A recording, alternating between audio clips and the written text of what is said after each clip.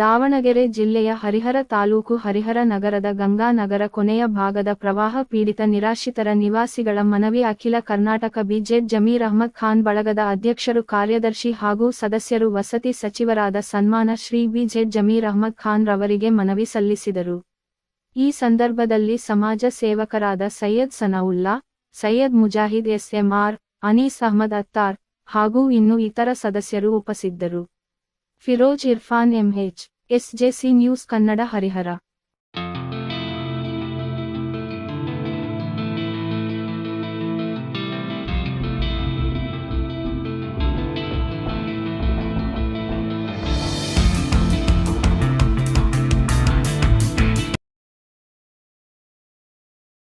सब हरियर के अंदर गंगानगर बोल के किले हैं ना, पानी आने की वजह से पिछले 6 घंटा रखते पूरे हमारे फोन के घर उन्होंने क्या करे, म्यूनसिपालिटी तालुका ऑफिस में 20 सब्जेक्ट स्टेप करे थे हमारे हाफिज है ना सर, लेकिन ओपन करेंगे उन्होंने क्या करे, ऑफिस के यहाँ को बैठा सभी है ना बोलिए को दरखास्त करे घर में या तो करोगे